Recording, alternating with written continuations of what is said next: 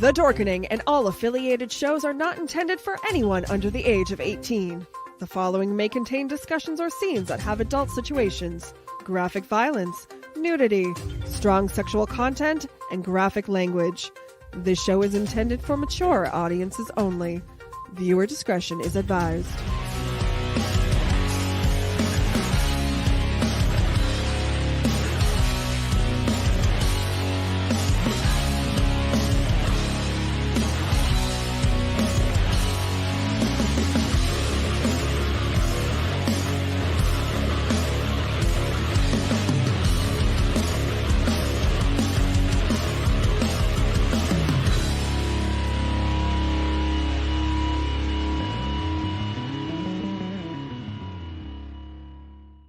Rise and shine, my sinners.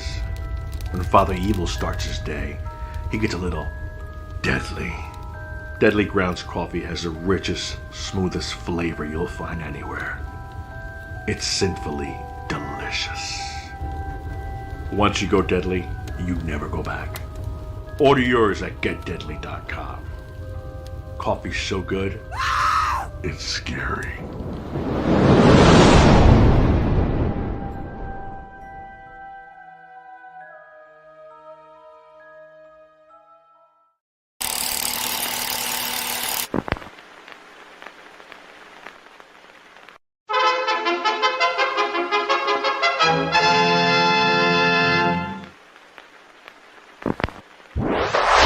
Persons under 18 will not be admitted.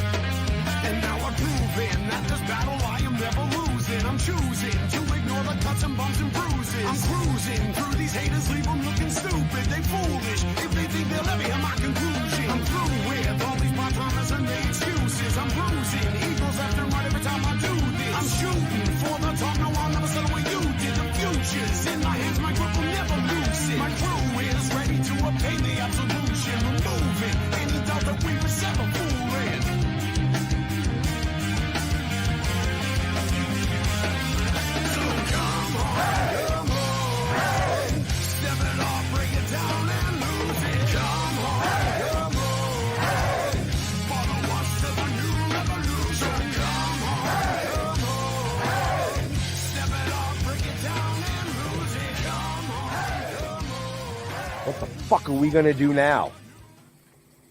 Get high.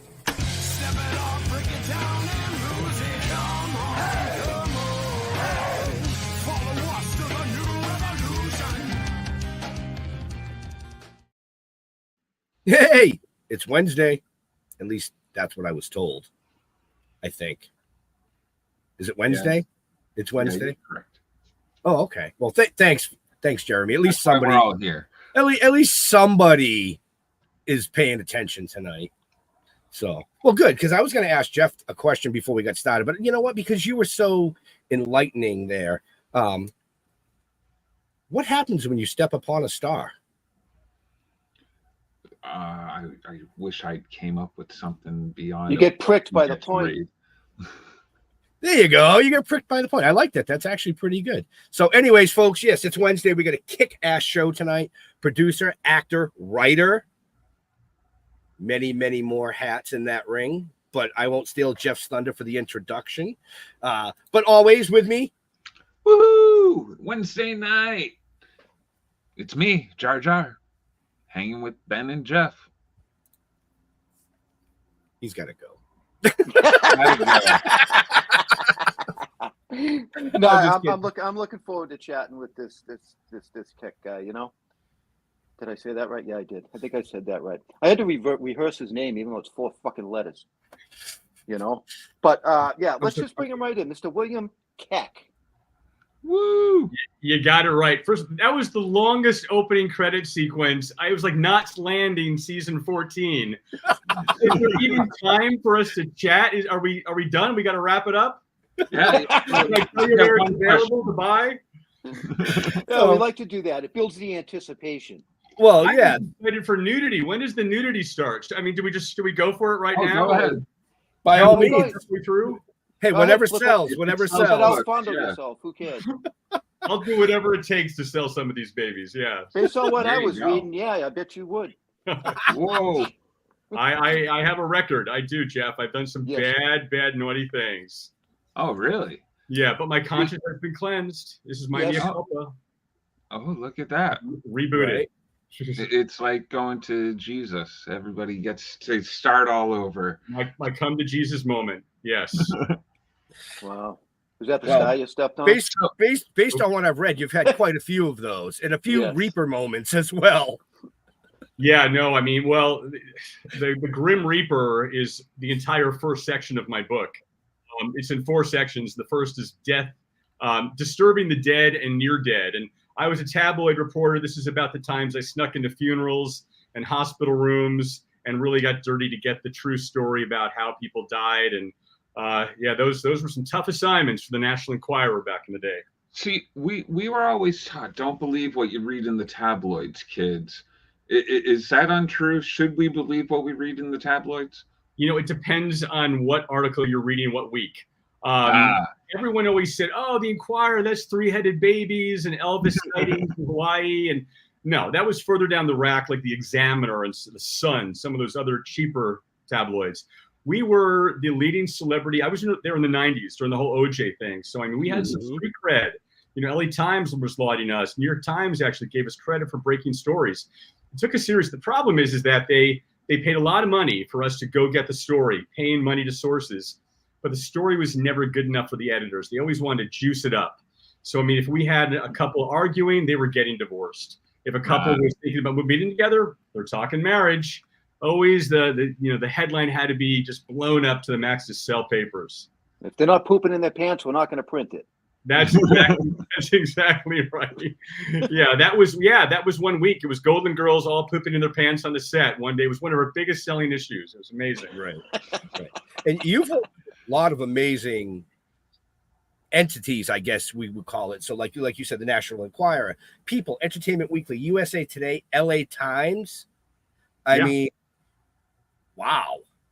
Yeah, but I mean, when you work for the Enquirer, you don't go instantly working for People magazine. I mean, I had to pay my dues. So the only place that would hire me was a soap opera magazine. So I went from digging in dumpsters to finding out that Elena was going to choose John or Brian. So that was paying my dues in a whole other way. But So then, yeah, real quick, you writing for soap opera magazines, is that how you got your spot on General Hospital?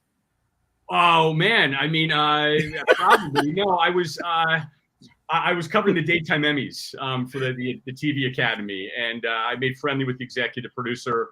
He'd done me some favors, and then I'd done him some favors. So yeah, he invited me to play Morgan Fairchild's kind of sleazeball crony on a couple episodes. Yeah, because that is my acting resume, right? You introduced me as an actor. That's it. 2 days on General Hospital. Right.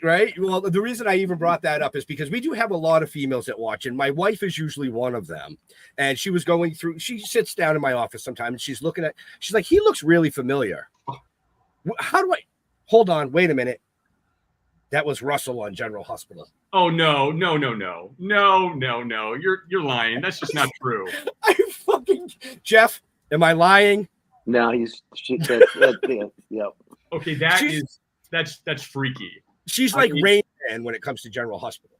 That's incredible. I mean, so you throw like toothpicks down and she can tell you how many toothpicks are on the floor? If it was on General Hospital. It was on General Hospital. If it was on General Hospital. So like tongue depressors, you throw 20 tongue depressors on the floor, she can put them in order immediately. Right. Please tell your wife I'm humbled, and to write executive producer Frank Valentini and ABC say, whatever happened to that Russell character? Bring him back on. Yeah, so you can kill him. Yeah, I did get almost strangled by one of the characters, so that was fun. But we're actually here tonight, folks, to talk about William's upcoming book release tomorrow, and it's called "When You Step Upon a Star: Cringeworthy Confessions of a Tabloid Bad Boy." Ooh. So real quick, I just want I got a couple excerpts that were sent to me by famous, from the PR firm about famous people that have mentioned you. So we're gonna start with a bad one. Oh, not a bad one, but somebody that doesn't really like you. Yeah. Spin the wheel. It could be anybody. And this gentleman said, "I invite this young man to fry in hell, but that's probably a done deal already." And yes. That was Kelsey Grammer. Fraser. Yeah. The full quote this was in his book. So actually you can buy the audio tape version of his book and you can hear him in his Fraser voice saying, "William Keck, a despicable piece of flesh from the National Enquirer. I invite him to burn in hell, but that's probably a done deal anyway. William, I'm speaking to you directly now. Your mother must be very, very proud." So when I told my mother I was in Kelsey Grammer's book, she was so proud. So yes, she was, Kelsey. Thank you for the shout out. So I thought it was only fair when I came out with my book that I should tell my side of the story on things and how things went down. And through that, I contacted his ex-fiance, who wrote a whole page in the book, talked about how he broke up with her via their therapist, and she was thinking about taking her life. And now she's doing great. I'm doing great. Fraser's doing great. He cleaned up his act too. Everybody's happy. Right. Do you guys get along? I gave him the chapter. I believe he read it. His publicist, who I've known for a long time, said he's not going to comment, but you're good to go with this. So I think we're okay. I mean, this was the 90s.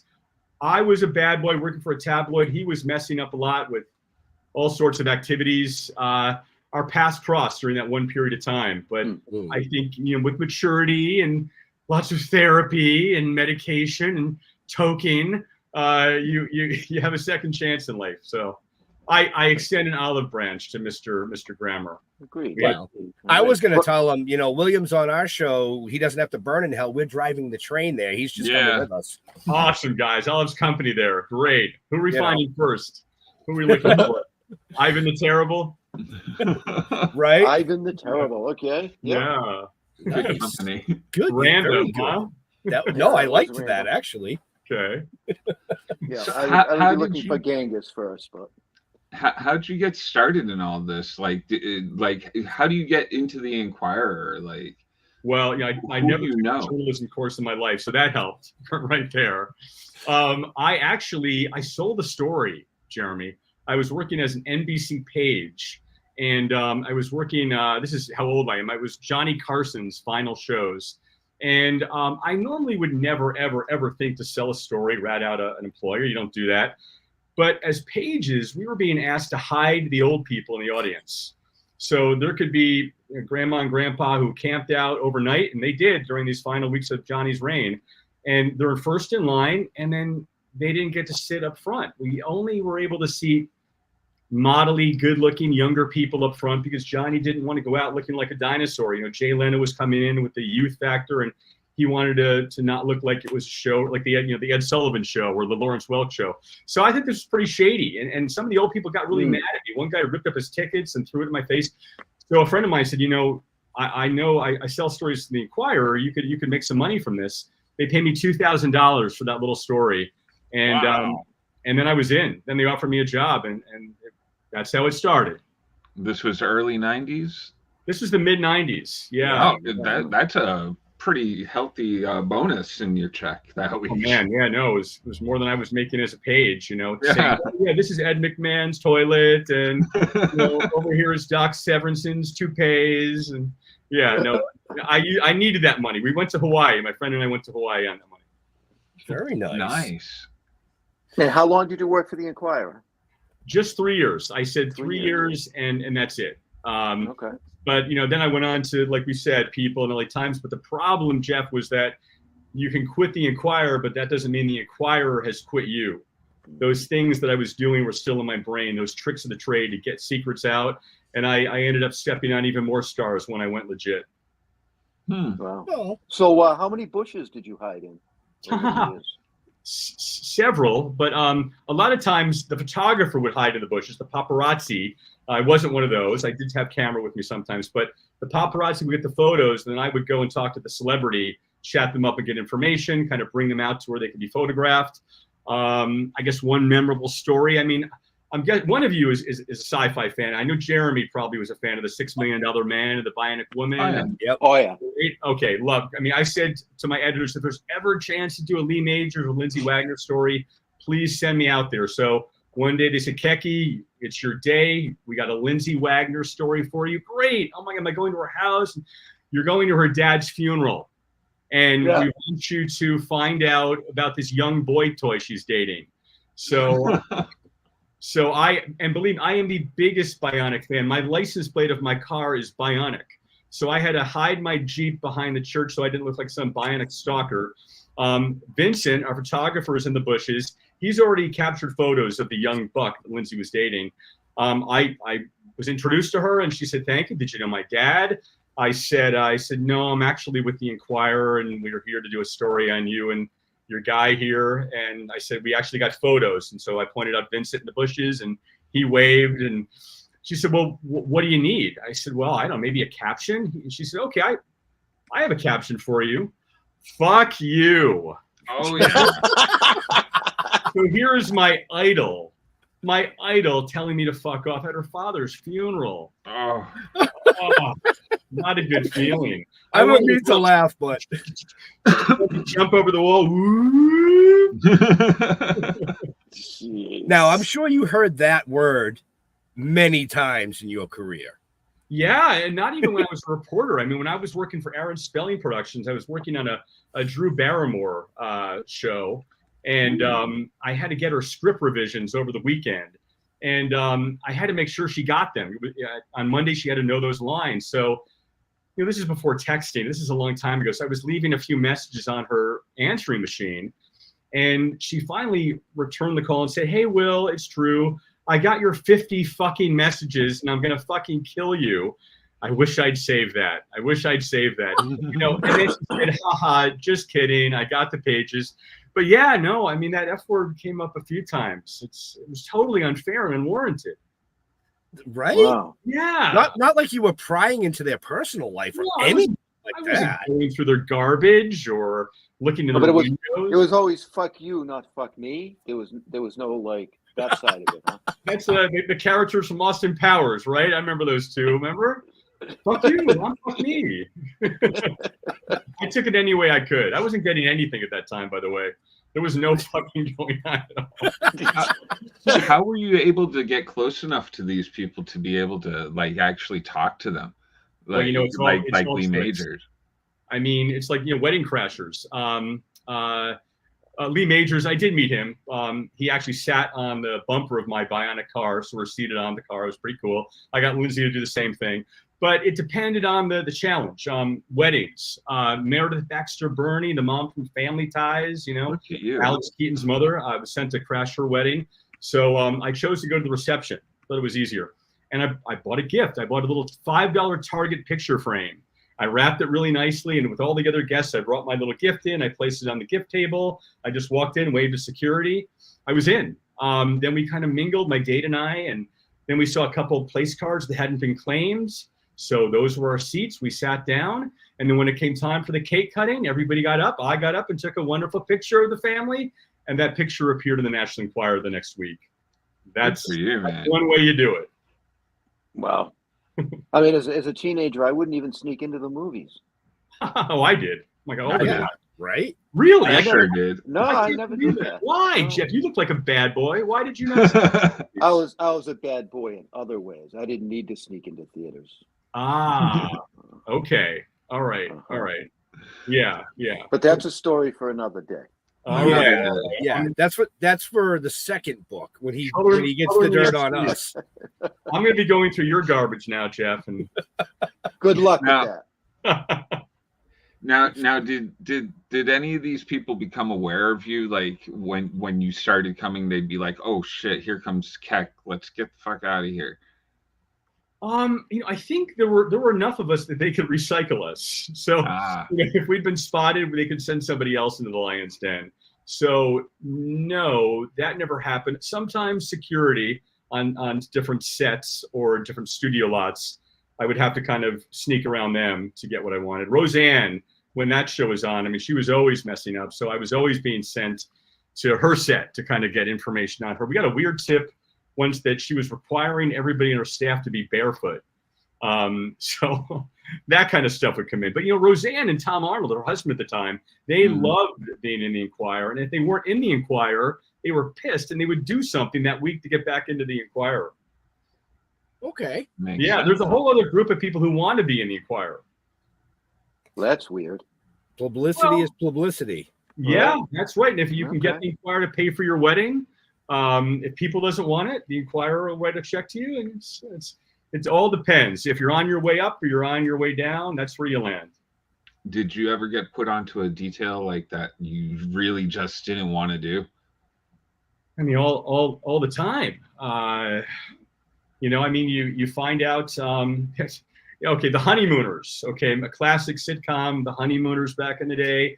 Ralph Cramden, his wife Alice Cramden, played by a veteran actress named Audrey Meadows.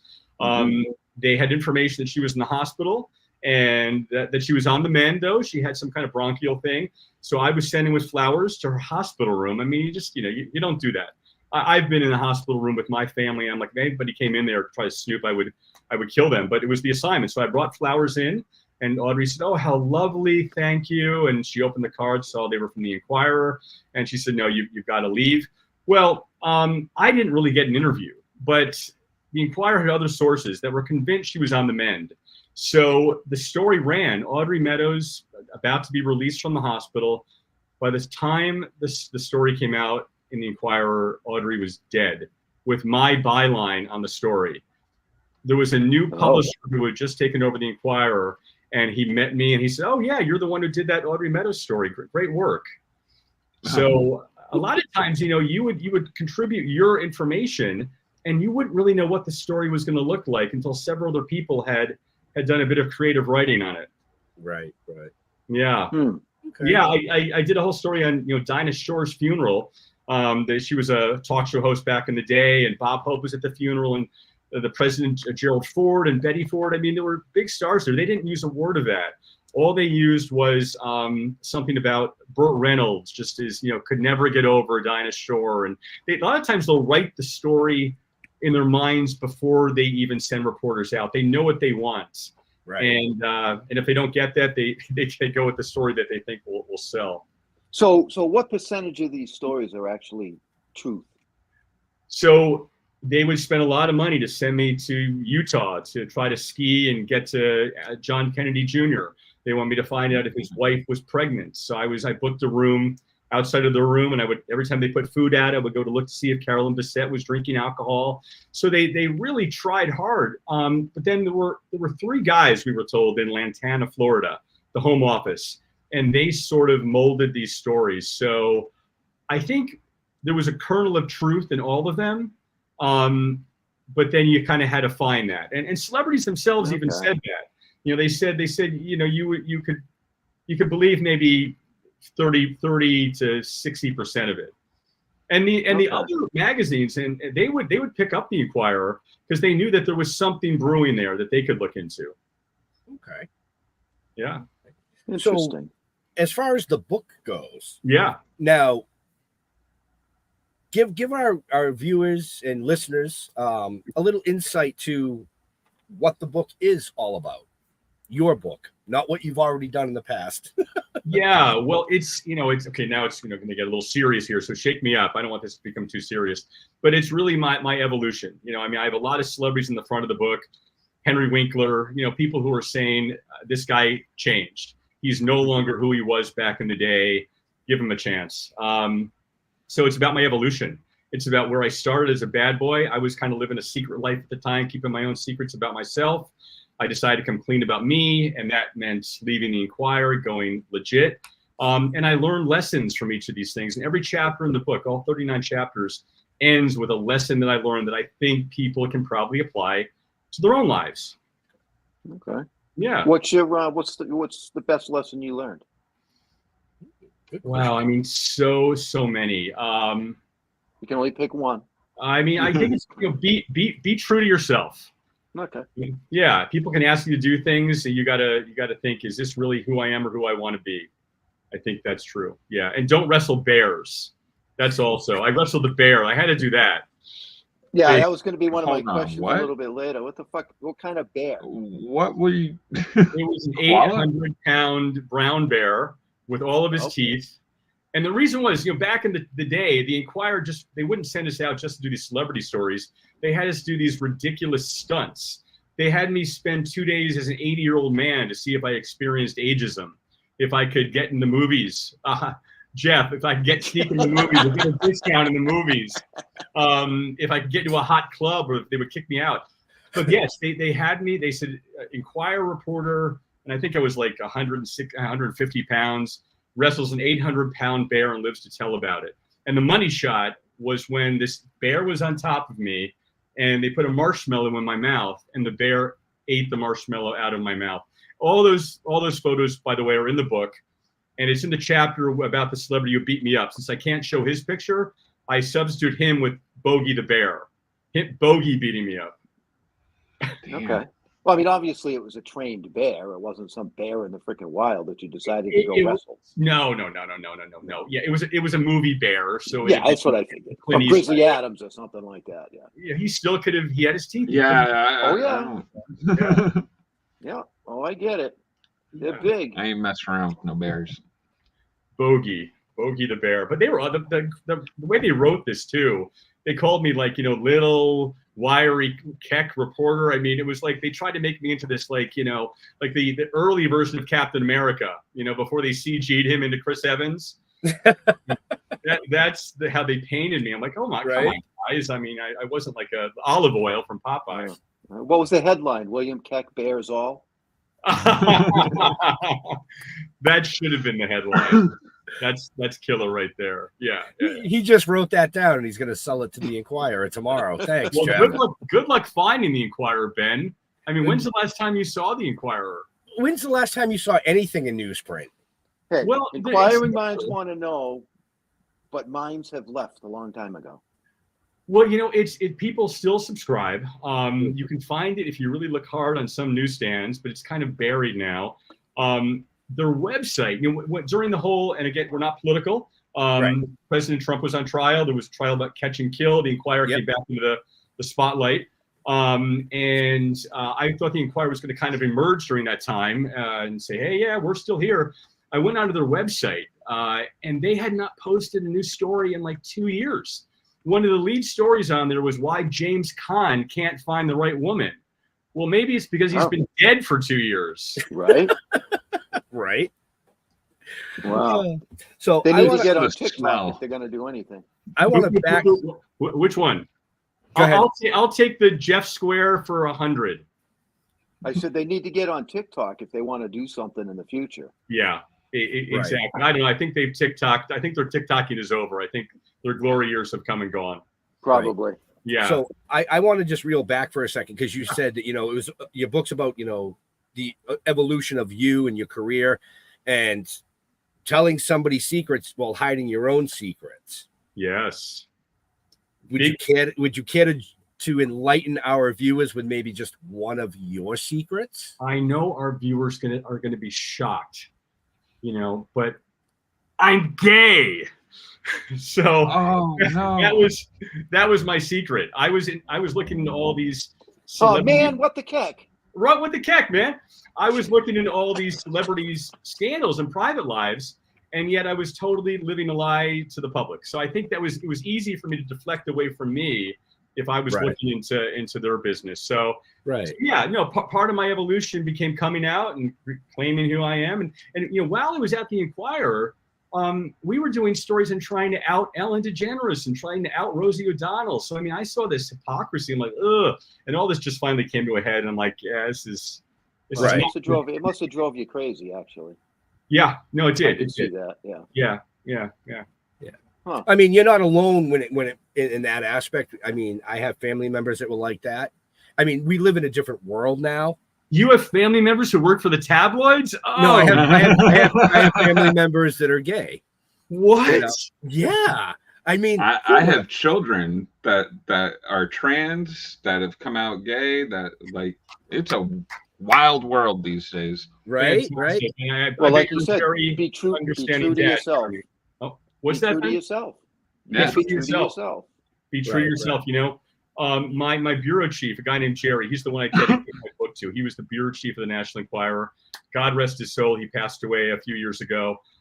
He's the one who told me, be true to yourself. And that's what leads everything off. Jerry, you know, I hadn't seen him in years. I was writing this book, and by total coincidence, I was dropping off some clothes at a Salvation Army, and I was trying to squeeze between these two cars. I hit a car. I knocked its rear side view mirror off. I had a Bed Bath & Beyond coupon. I left my name and number on there. I left it on the car. And whose car did I hit but my former bureau chief, Jerry George, who I hadn't seen in 12 years. So we got to have a dinner and talk about our stories shortly before he died. So even though I don't get to give him a copy of the book, I feel the universe, God, whatever, made that possible for our paths to cross one last time. Oh, Yeah. absolutely. Yeah. Absolutely. Yeah. You know, so you've written for all these entities, but now you're also an Emmy-nominated producer for the Hallmark Channel, the Discovery Channel. Well, Like, one of my credits, yes, I was one time an Emmy-nominated producer for Hallmark. It's still something. Well, I'm bringing that up because you, like I said, you wore many hats: producer, actor, writer, author, Snoop. Oh yeah. You know, but you actually worked on one of my favorite shows, which is Josh Gates Tonight. Oh really? Yes. I fucking love everything that Josh does. Yeah. Josh is a great guy. I spent 2 seasons producing for Josh Gates Tonight, and you know, there's a story that actually ties into Kelsey Grammer there. I think you'll appreciate it. Absolutely. So you know, Shark Week. Shark Week is Oh, a yeah. big part of Discovery. Everything has to be shark related during that week. So we had an episode. Kelsey Grammer was booked as a guest. I was a little worried because, like, oh God, I don't want to do a pre-interview with this guy. He's going to recognize me and cancel. Luckily, that didn't happen. So I researched him, gave notes and questions to Josh. And I asked his publicist, I said, hey, you know, since Kelsey's coming on for Shark Week, does he have any shark stories he can tell? And his publicist said, you know, I don't know. Just have Josh ask him during the interview. So the interview was going well. And Josh, this was recorded interview, said, so Kelsey, you know, any fun shark stories to tell? And Kelsey got kind of serious. And he said, well, I don't have any fun stories, but my brother was eaten by a shark. And one of his half brother was actually eaten by a shark. Yeah. Oh, no And when I say half brother, I mean not like half of a brother eaten by a shark. I mean, Hopefully so, the bad half. It was mortifying.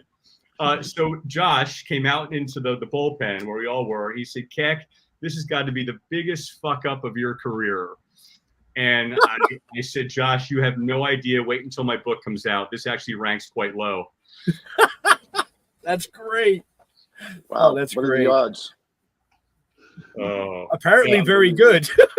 Yeah, it's fun with you. Josh pops up in my book a couple times. We did stunts. You know, we came up with these crazy storylines, and one of the themes was sitcom week.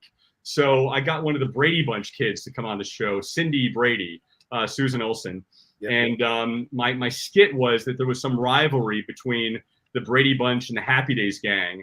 So Cindy Brady was taking Josh to go egg the old Happy Days house where they shot Happy Days. And the kicker at the end was the door opens and Marion Ross, who played Mrs. C on Happy Days, comes out, age 92, her last acting gig, and she says, "You kids get off my lawn!" And so she gives Josh the business, and so that was great. What was the surprise that day was this was during the height of COVID, and we were all having to get tested and wear masks. Everybody had to get tested. So Susan Olsen, she chose, again, not political, she chose not to get vaccinated. But this was an issue for us because everybody had to be. So I was in this position of, oh my God, I have her in a skit with Marion Ross, who's 92. This might not turn out well.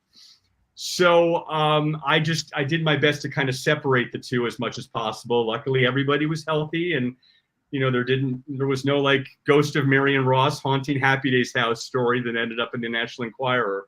But you never know what's going to happen, and a lot of money is invested in these things. We had all these locations set and the cameraman ready. So you kind of just got to go with it and hope for the best. Hope nobody dies. Seriously. Roll the dice. So what was one of the meanest things somebody ever said to you? Besides fuck you and I'm gonna fucking kill you and the fuck you and that stuff, that doesn't hit you in the heart. Something that hits you in the heart. Well, we didn't talk about Bruce Willis. Yeah. I was gonna bring it up, but I didn't. well, here's the time to. So Bruce Willis, great guy. He showed up to a premiere with a much, much younger woman who was on the soap opera Days of Our Lives. Ben, your wife probably knows Nadia Bjorlin was her name. Beautiful babe. She came out with big boobs and a tight red dress and beautiful spray tan, just looked gorgeous. At the after party, I chatted up Bruce and I said, "Hey Bruce, I know Nadia's on Days of Our Lives, your lovely date. I know that Demi Moore, your former wife, was on General Hospital." And he saw where I was going with this, that I was implying that he was looking for women by watching the daytime soap operas. And I don't think he wanted out there that John McClane, Die Hard, is sitting back watching The Young and the Restless and knitting. So he said, he said, "Keck, you print that, I'm going to burn down your house." I'm like, it's like, no, I'm serious. I'll find out where you live. I'll burn it down and you'll have no place to live. And I was like, oh, okay, all right. So as part of my redemption here with the book, I've shared the chapter with certain people and given them a chance to respond. Bruce, we love him very sadly. He's in a place now where he's not verbal. Yeah. Right. But what did happen is Sybil Shepherd, his co-star from Moonlighting, she contributed a very nice essay in my book about Bruce, what a great guy he is and how he has a great sense of humor and how he really probably was kidding about actually coming with a flamethrower to torch Mikasa off of Melrose. Sure he was. Right? You never know. You never know. Yeah, but the threats are great. I did come close to Frank Sinatra once. Wow. For Dean Martin, legendary Dean Martin. There's a lot of Dean Martin in the book. I was assigned to cover his funeral. And to do that, I was escorted out of the cemetery. I arrived early, but they escorted everybody out, cleared the grounds. So I was going around the perimeter of the cemetery, a big cinder block wall, and there were homes outside the cemetery. I saw one homeowner, he had a tree with a branch that extended over the wall into the cemetery grounds, overlooking where the chapel, the guest book was set up. So I rented the tree for the night for $500. I'm up in the tree and I can see Frank Sinatra arriving and Tony Danza and Jerry Lewis. It was perfect. So again, I can't apologize to Dino. He's long gone. So I reached out to one of his best friends, Rich Little, a great impressionist, Rich Little. Yep. He wrote 2 pages in the book, and I said, what do you think from the thought of a reporter being up in this tree at his funeral? He said Dean would have gotten a big kick out of it. He would have loved it. And I said, what about Frank? He said, no. Frank would have taken an axe and he would have chopped that tree down, and then he probably would have taken that axe and went to town on me, or had one of his guys like Jilly probably do it. So thank God Frank or Rickles didn't see me up in that tree. Right. Speaking of tree, where's the strangest place you've had to do an interview? Well, in prison. I did a prison interview with the daughter of Adam West, Batman. Oh, no shit. Yeah, I was sent to Hawaii to do a story. His daughter, Janelle, was in prison for trying to murder her in-laws. It was like a Batman, pow, bam. She took a vase and knocked it over this old man's head, pow. She took a telephone and hit the old woman, bam. And she was in prison. And I went to Hawaii. I got an interview with Janelle in prison. I left my card on Adam West's ex-wife's door, who she still lived in Hawaii. And I'm in my hotel room that night and my phone rings. And I pick up the phone. Hello, is William Keck there? And I said, speaking. Yes, this is Bill Anderson. And I knew from having pulled the court papers that Bill Anderson was Adam West's real name. So I'm on the bat phone with Batman here. And Right. I'm like, oh, he's gonna just rip me apart. And he said, William, I want to thank you. I want to thank you for being a responsible reporter and flying out there to get the real story. What Adam did was, I guess you could say he was working me, but he controlled the narrative. And by the time the story came out, there was a picture of Adam with his grandkids who he was raising. And the headline was, Grandpa Batman to the rescue, raising kids while daughter does time. He loved peace. Wow. Okay. And I'm happy to say, I reconnected with Adam several times at the end of his life, and he said his daughter Janelle was doing very, very well now and back with her kids, who are now adults and probably have kids of their own. Right. Yeah. So you've gotten some really, really crazy interviews. But one of the ones that I picked up on that I saw was the first interview with Nicole Brown Simpson's family. Oh, wow. Yeah. How was that? That was a rough one. Yeah, So this was it only, had to be. yeah, I mean, we were all working our celebrity stories. When those murders happened, everybody dropped every story. We all went to Mezzaluna, where Ron Goldman had worked, and we went to the Brentwood condo. And my assignment actually came 3 days after Nicole was buried. And they wanted me to get an exclusive at-home interview with her family. And this was not, mind you, Barbara Walters going into the home with the cameras and sitting down. This was me just finding a way to get, into their home. So I crashed their gated community. I tried delivering flowers. I tried delivering groceries. Nothing worked. So I ended up valeting my car at a Ritz-Carlton next door to this compound. I ran on the beach in my suit and tie. I jumped the wall.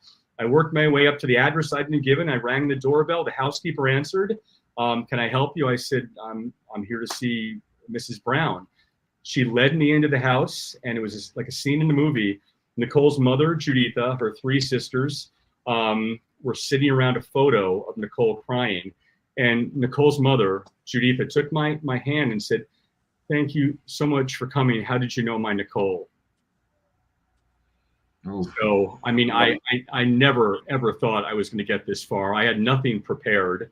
So I told the truth. I said, I'm so sorry for this horrible invasion. I'm so sorry with what you've been through. But I'm with the Inquirer. And with that, they all stood up and started walking me toward the front door. Nothing violent. And as they later explained, they had been so ravaged by violence that violence was the last thing in their mind. Mrs. Brown said, you've made this huge effort to come into our home. What do you want? And I said, I guess I'd be curious to know how you told Nicole's children about this. And she told me. She said, we sat them down. We said, mommy's in heaven, but now you're going to have 4 mommies looking out for you. I ran the story exactly as they told me. Nobody interfered at the Inquirer. I was insistent. This one we can't mess with, guys. And they appreciated the truth of the story, the sensitivity of the story. What happened is that established a relationship between the Browns and the Inquirer that lasted for many, many, many years. We became Nicole's mouthpiece from beyond the grave. When it was time to show that photo that Nicole had taken of her battered face, that OJ had apparently left her looking battered, and she put that away in her safe. We had an artist rendering of that because the photos were in the possession of the prosecution. So I took that rendering down to the Browns for their approval, and then that ended up being that week's cover story. So something horrible ended up being of some benefit to the family in a very horrible situation. Right. So you had some kind of heart back then, even. You weren't totally you weren't a total douche. Well, douchey adjacent. Yeah.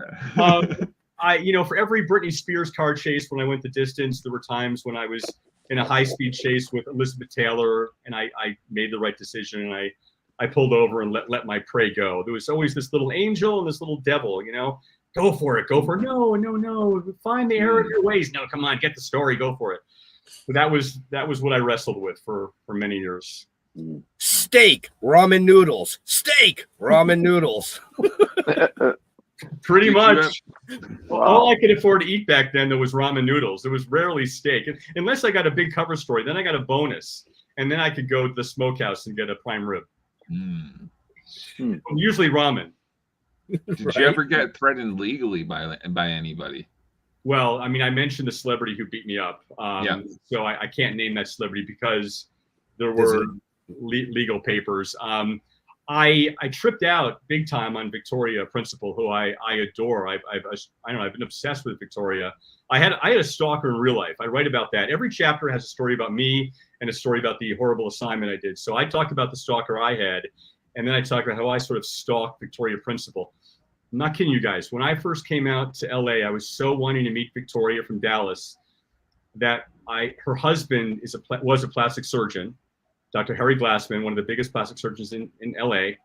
I got a nose job from Dr. Harry Glassman in an effort to try to get to meet Victoria, and it worked. And I did get to meet Victoria through the nose job, and I think my nose is pretty good. I'm pretty happy with the nose too. So it was kind of a win-win. That's an expensive story. That's a you really put your nose to the grindstone. But Hey, somebody had to say it. Yeah. Well, I stuck my nose out there a lot, and sometimes it got snipped. But I went crazy. I went crazy on Victoria when she announced she was not coming back to that new Dallas. I wanted her to be back on the show, and I spazzed out. And some of this leaked onto social media, and I did get a legal letter from Victoria, rightly so. I mean, I was nuts, fucking nuts. But when it was time to write the book, I shared the book with her publicist. Victoria very generously called me, and we had a lovely hour conversation off the record, not in the book. But it healed. The book did do some real healing of old wounds. Okay. So it's your way of kind of reaching out and maybe like apologizing for being an asshole. I mean, absolutely. One of the interviews I did with the Desperate Housewives, I was interviewing Marcia Cross, who played Bree Vandekamp. It was supposed to be a nice at-home interview, meeting the twins for the first time. When I walked into her home, she had muffins that she had baked for me. Everything was perfect. That morning, nude photos of Marcia had been leaked. Oh, no. And so here they are again, the devil and the angel. Do you ask? Ask, find out. No, let it go. This is not an appropriate place. At the end of the interview, I asked, and it just tainted the entire day. I was just I beat myself up over this. Marcia's the first person I reached out to. And Marcia said, I'll be happy to write a commentary. And she wrote her version of things. She said what she was really pissed at was not me. It was the $10,000 she had paid to have these photos go away. Somebody snuck them in her backyard while she was showering or something like that. So, it was wonderful when the celebrities offered to give a little contribution to the book and share some of their own stories that I'd never heard like that. So we've heard a lot about all these different interviews. What's one of your favorite? Well, I mean, Johnny Depp was pretty fascinating. He's not in the book because I didn't piss him off. These are all the celebrities. But Johnny was he was 3 hours late to the interview, which is a long time. I run late sometimes. 3 hours is a lot. But we met at the Chateau Marmont, and he just immediately forgave him for being just a little late. He's very charismatic. He gave me a very personal interview about his childhood, how his family was not a typical family at all. He was embarrassed to bring friends over to the house. The family moved 18 times or something crazy. So great interview with Johnny Depp. I am a big fan of his. I think he's a real cool dude. Nice. Yeah. That's awesome. Yeah. Oh, that's hot. Paris Hilton too. I interviewed Paris Hilton, who copyrighted, I think, That's Hot, or tried to copyright That's Hot. Yes. Right. Yeah. I mean, waiting for 3 hours for somebody. I mean, sorry, folks. I'm going to tell you right now, if our guests don't show up in 15 minutes of start time, sorry. It's over. It's over. And Jeff usually gets the phone call from me like, yep, I'm not even going to try to fucking reschedule that guy. Oh, so Ben, do you then bring in your wife and you make it a soap opera discussion for an hour? No. So we just don't go live. On Bold and the Beautiful, Mrs. Ben, what's happening this week? Give us the scoop, the 911. Right? 411. I always do that. I mean, well, it is a 911 if they don't show up. There you go. Thank you. Why is that shit still on the air? I don't get it. There's more coming. They're coming out with a new soap opera for the first time in, I don't know, 25 years or something. It's in September, a new CBS soap called The Gates is going to be starting. So maybe they're making a resurgence. But, you know, I don't get it either, because the soaps now are the Real Housewives of Atlanta, you know, where they're throwing things at each other and cheating and swearing. And soaps have evolved somewhat, but they're still very much what they were back in the 70s, I think. So I don't know. I think it's loyalty. I think these fans just have attached onto these characters, and they'll watch till the hourglass stops spinning. I mean, aren't all their old fans dead by now? Jesus, it's been 50 fucking years. They induct new fans by sitting them there. Like when I was a kid, I used to watch them with my mom. Sit there and like, I know General Hospital, One Life to Live, All My Children. Like, oh my God, you don't even know. No, it's true. I think most of the fans are dead. I think that 90% of Bold and Beautiful fans are zombies, I think, actually. Right? Well, potatoes. Potatoes. What? Or potatoes, sure, yeah. Spuds watching Suds. Right? There you go. Hey, a Jeffism. A Jeffism. That was a good one. I like that. Hard to keep up with Jeff.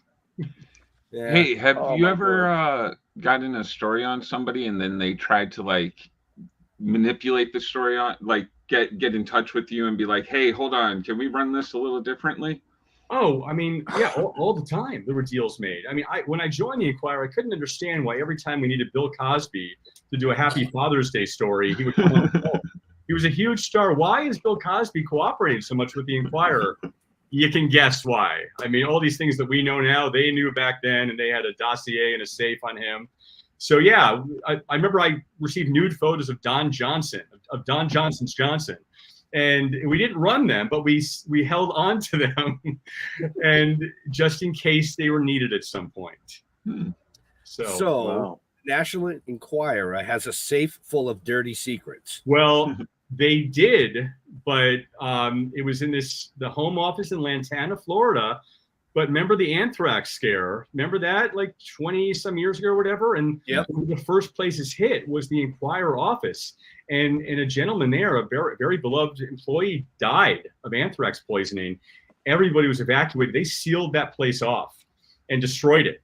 So, I mean, I can only imagine that somebody wore a hazmat suit and got in there and dialed the safe and got that dossier. I would hope so. But I don't know. I mean, most of that was considered poison. You know, is it worth dying to get scoop on Bill Cosby's happy pills? I don't know. So now it's a Gone Johnson? Spanish fly. Spanish fly. Yeah. Yeah. Horrible man. Right? Wow. Yeah. So yes, I mean, we would somebody would be getting divorced. We would find out about that. They said, guys, go easy on me here. I'll invite you to cover the wedding. You know, those deals did happen regularly. The Lindsay Wagner story. I mean, I never really told what happened with the end of that when I was at the funeral. They ended up taking control of the story. Lindsay and her then boyfriend were starting a jewelry line. So we didn't end up writing anything about the funeral. It was about Lindsay and her new younger boyfriend are launching this amazing Native American inspired line of jewelry. So win-win. Nobody wanted to work with the Inquirer. So when somebody did, we rolled out the red carpet. Okay. Yeah. Very smart. Yeah. We were never invited to the party. So when we were, we played ball. All right, so you wouldn't tell us who roughed you up. I can't. But NDA signed. Yeah. no, I know that. You wouldn't tell us who roughed you up, but who fondled you? So, you know, it's on my list of 500 people I would want to fondle me, and there's several on there. This person would not have ranked on there. I mean, I would love to tell you that it was like George Clooney or Brad Pitt, but this stretches back. So did you ever watch a show called Soap? Yeah. Remember Soap? This is a story of two sisters, Jessica Tate and Mary Campbell. So an actor on that show who then later went on to Empty Nest, who was it was a spin-off of the Golden Girls, an actor named Richard Mulligan. He played Burt Campbell, who thought he was invisible on Soap. And it was weird. This was just so weird. We were backstage at the Emmys. This is before I got into the business at all. I had no contacts. I got a job as a security guard, and I was posted to watch the Emmys, guard the Emmys backstage at an Emmys rehearsal. So the stars were coming and going, and one of the stars that day was Richard Mulligan. And I'm like, oh my God, it's Burt Campbell. He's so funny. I loved him, and I'm going to introduce myself. So he came out, and we had a nice little chat. And then after it was over, he just reached down and grabbed my nuts. And you didn't pay him for it or anything. No, there would have been there would have needed to be more than just a grab. I mean, come on, yeah. So well, you were just beginning. You got to start somewhere. That's right. There was no gift. There was no movie. No romance. No dinner. He went for the grab. No snacks. Well, he was a doctor in his past life. He just wanted you to cough. Well, that's right. He played Dr. Weston on Empty Nest. That's right. He was a doctor. Yes, but he didn't ask me to cough. He said it quietly. You weren't listening. So Richard Mulligan has gone to that great fondling place in the sky, fondling angels, having a field day. So I couldn't reach out to him or reach under him. So I contacted one of his old soap castmates, an actress, Diana Canova, who played Corinne Tate on that show. She was great. She had an alien baby or a possessed baby. So she wrote a very nice commentary in the book defending him, but not denying it. What her theory was that he was kind of a Goomba, she said it was locker room behavior, a term we've heard a few times. Yeah. And that he was just kind of a man-to-man macho sign of bonding.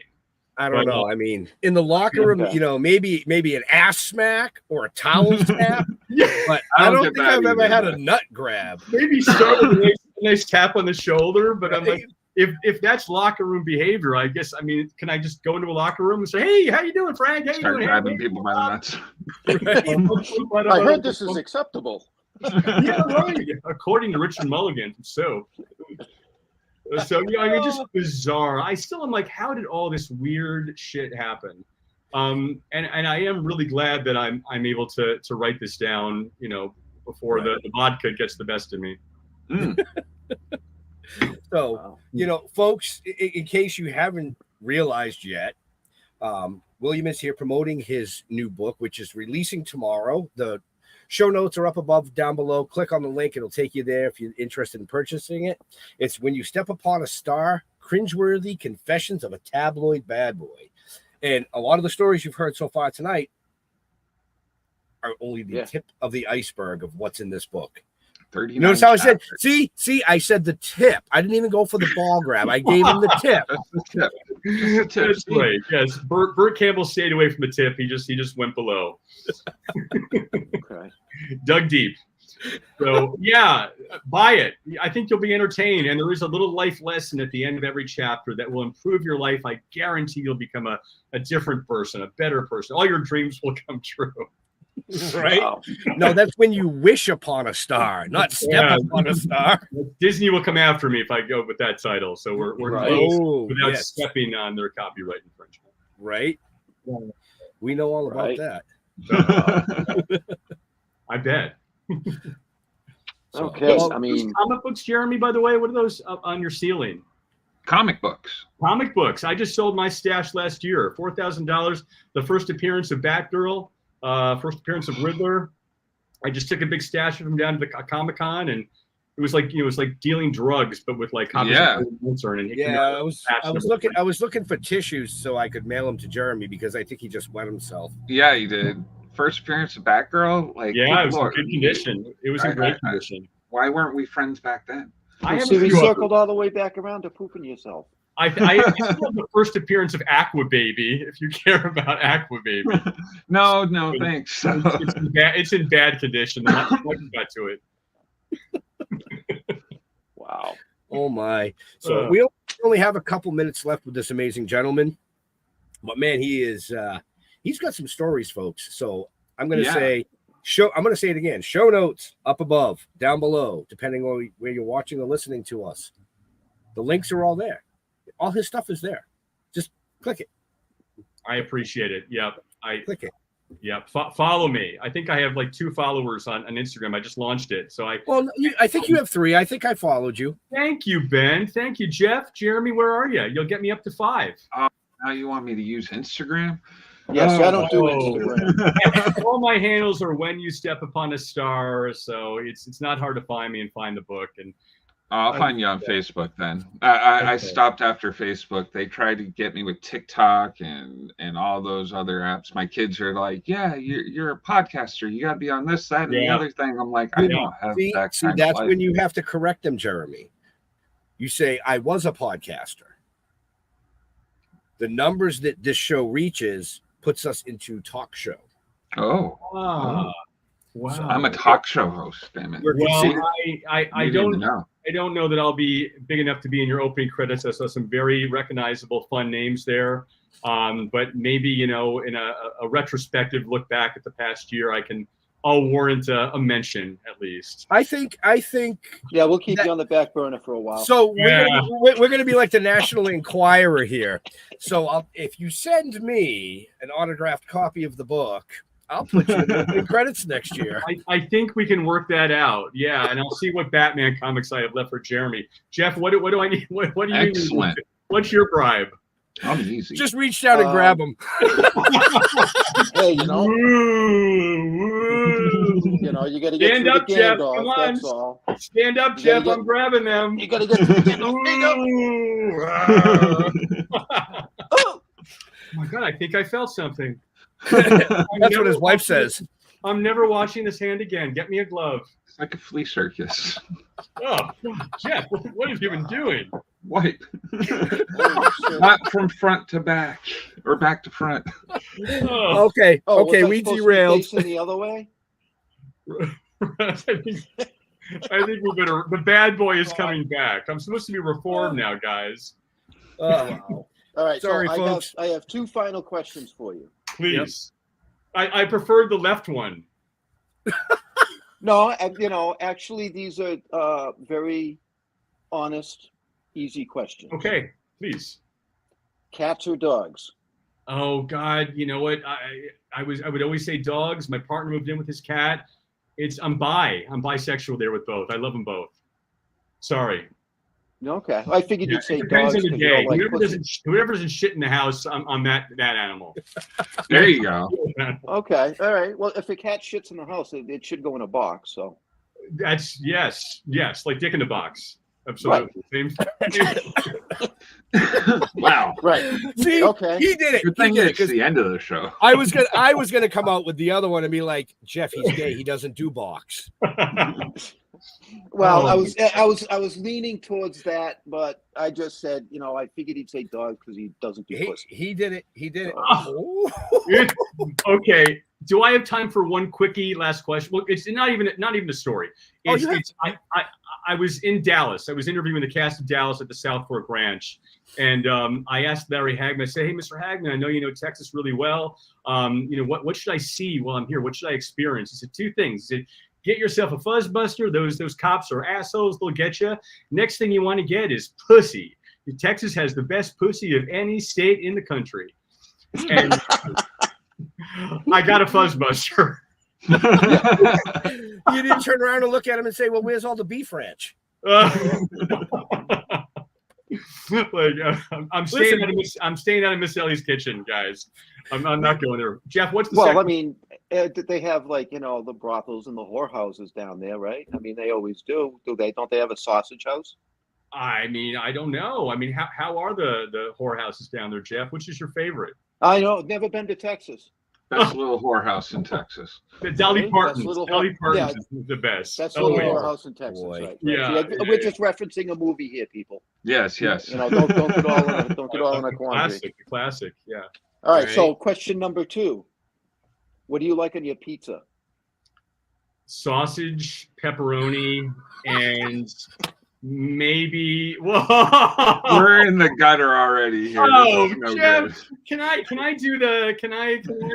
Oh, absolutely. Yeah, You can do whatever you want. That's a screen grab there. There you go. How perfect! I fell right into your trap. See? I like my favorite on pizza is sausage, pepperoni, and pussy. How about that? Okay. Pizza. I've never tried that. That's a taco. Yeah, it would be a Right. taco. It's not a pizza, it's a taco. All right, we've totally derailed this. Jar Jar. Last question. What was the most difficult part about writing this book? This interview with you. All right. Yeah. It's terrible. This is awful. I need to write another book to apologize. I need to go back to church now on Sundays. What's the next one going to be called when you step on a dick? Oh, When you grab a podcaster's balls, I think that'll be the next one. I don't know. This is it for a while. This beat me up. I hope people enjoy this because this was a bitch. 10 years to work on this baby, but it's worth it. It's good. Give it a chance, guys. Buy the book.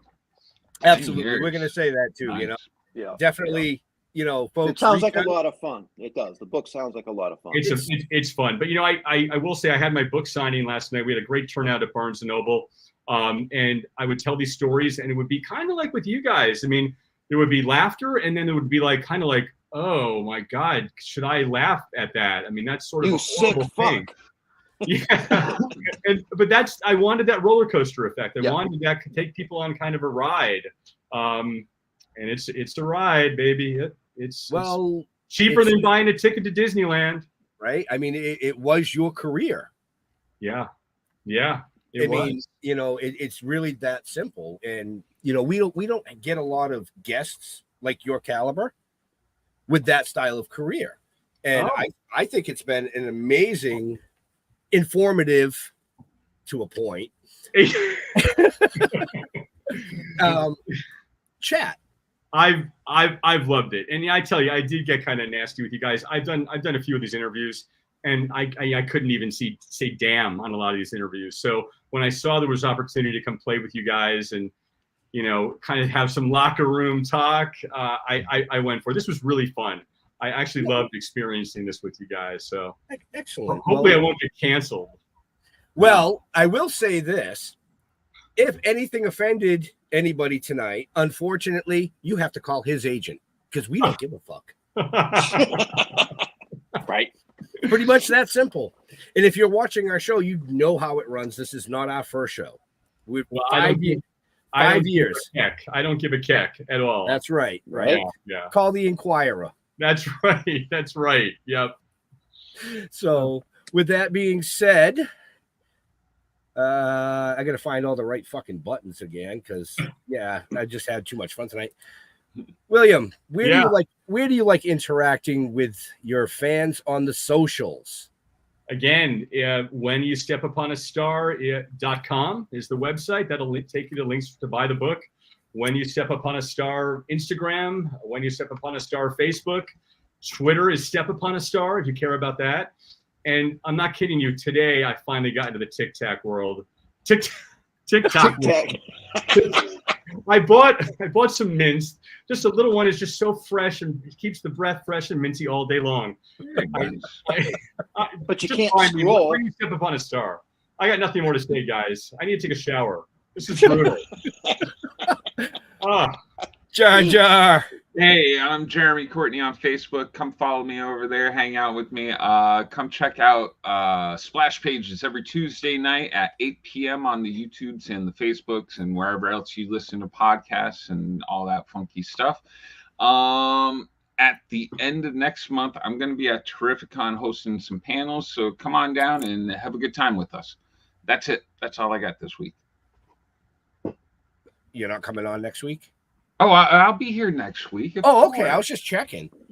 No, you haven't sent me the information for next week, so I don't know. That's because I just signed the guest today. Oh. Because I had to move some stuff around. So, Jeffrey. Yes. StillTalking.com.